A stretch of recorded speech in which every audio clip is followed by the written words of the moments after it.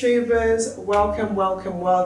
Now I know I've been MIA, I know I've been very silent, but as you have been following, there has been a lot of projects going on. However, in between that, I've managed to find inspiration and finally release a collection. Now I think my last collection must have been pre-pandemic. It's been a while. There's been a lot going on, like 3 projects full on. It's been very, very intense. So I managed to find inspiration, and to be honest with you, amongst that I felt like there was a change happening in copper dust and I didn't know what the change was. So I was going through the motions, going through the process thinking, I don't know what the end goal is. I'm in a storm, I don't know what it is, but hopefully I shall get there. So most of you, like everyone else, know copper dust for being bold, vibrant, using Dutch worked fabrics for lampshades and cushions.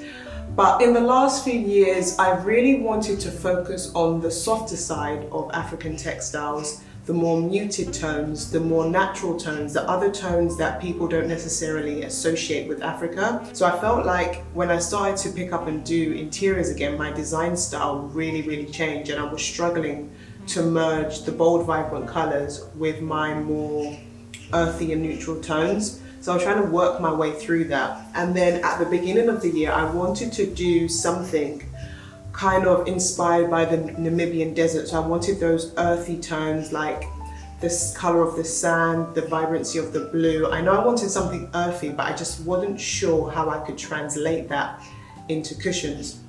So I say all this to say, when I was working on one of my projects, I suddenly felt really inspired by the color palette of the home, and it was in keeping with what I've been thinking about in terms of textiles and textures. And finally, the inspiration came to me because I think I had a bit of a block, so it was really important for me to work through that. And then so welcomes the latest collection. So if you know me, you know I love a fringe. Fringe will always be my #1, so there was no way I was going to not do a collection and not have fringe. But I really wanted to focus on like the city and the shells. So this is kind of a homage to the cities from Ghana, like the cow shells. I really like that. And what I loved about this print is that it's warm, earthy, natural tones. You've got the brush fringe going around, so giving it that bit of decadence. And it's a very big departure from what I'm used to. So I hope you guys love it. It can be styled with bold colors, it can be styled with neutral colors, but essentially it's a different type. Then we've got the more terracotta tones, and this has got more of a satin finish. Still exciting with the brush fringe, but you've got the textures and the patterns coming through. Adds a pop of color, it's not too crazy. Muted, but vibrant. And then my personal fave is this particular color. I feel like the way Africa has had a sense of popularity, in the sense, I'm not someone who's a trend follower.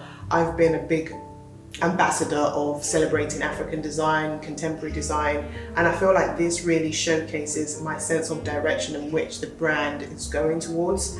So I was really excited when I came across this textile because it's got that earthy tones that you'll find naturally in Africa, but then it's got the satin feel and then the continuation of the brush fringe. So yeah, it's really exciting, and I'm just thinking these can be sold individually or they can be purchased as a trio. They're great for styling in cushions, in sofas. They can pretty much be styled anywhere, but I'm purposely going to show it on the sofa just to give you an idea of how it works.